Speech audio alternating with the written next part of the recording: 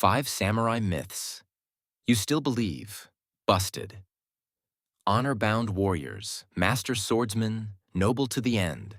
The samurai you picture from movies is mostly a modern invention. Today, we're busting 5 samurai myths that even period films still get wrong. Myth number 1. The katana was their primary weapon. Movies treat the katana as the ultimate samurai weapon, used in nearly every fight. In reality, for most of samurai history, the bow was considered the primary and most prestigious weapon. Mounted archery was the defining skill of early samurai warfare. The katana rose to cultural prominence mainly during the later, more peaceful Edo period, when it became more of a symbol of status and identity than a battlefield necessity. Myth number 2. Bushido was an ancient fixed code. Bushido, the supposed ancient way of the warrior, is often presented as a strict, unchanging moral code followed for centuries.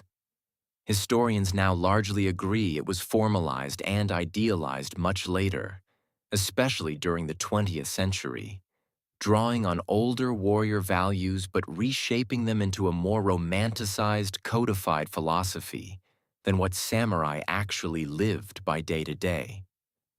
Real samurai conduct varied enormously by era, region, and individual lord.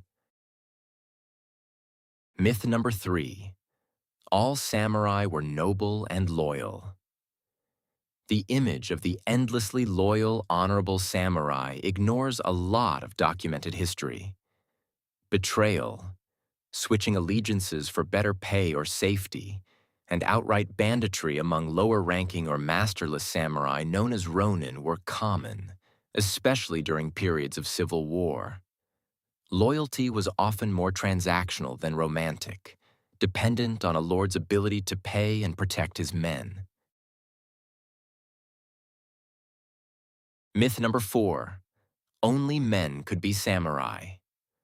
While the vast majority of samurai were men, historical records document honobu geisha, female members of the Japanese warrior class trained in combat, particularly with a polearm called the naginata, who defended their households and sometimes fought in battles when necessary. Archaeological analysis of remains from certain battle sites has confirmed a notable percentage of combatants were biologically female, challenging the assumption that warfare was an exclusively male domain even in samurai society.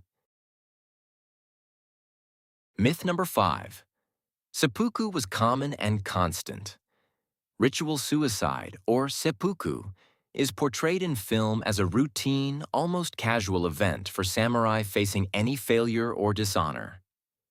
In reality, it was a highly formalized, relatively rare practice, typically reserved for specific serious circumstances such as avoiding capture, following the death of one's lord, or as a sanctioned alternative to execution for high-ranking offenders.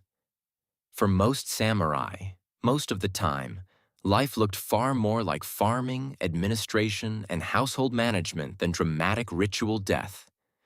The real samurai were more complicated and more human than the legend. If you want more myths busted, subscribe new video every week.